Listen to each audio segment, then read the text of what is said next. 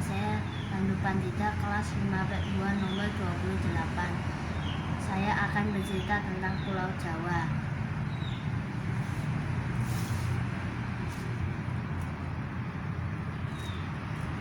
Pulau Jawa adalah salah satu dari 5 pulau besar di Indonesia, yaitu Sumatera, Kalimantan, Sulawesi, dan Papua.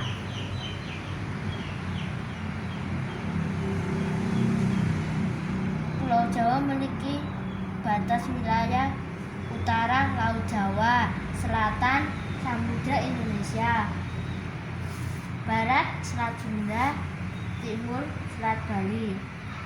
Pulau Jawa memiliki 6 provinsi, yaitu Provinsi Banten, Provinsi DKI Jakarta, Provinsi Jawa Barat, Provinsi Jawa Tengah, Provinsi Daerah Istimewa Yogyakarta, Provinsi Jawa Timur. Provinsi Banten,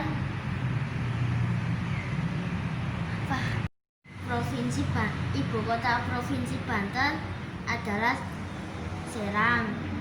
Provinsi DKI Jakarta adalah Jakarta. Provinsi Jawa Barat Bandung. Provinsi Jawa Tengah Semarang.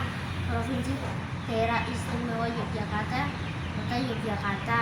Provinsi Jawa Timur Surabaya.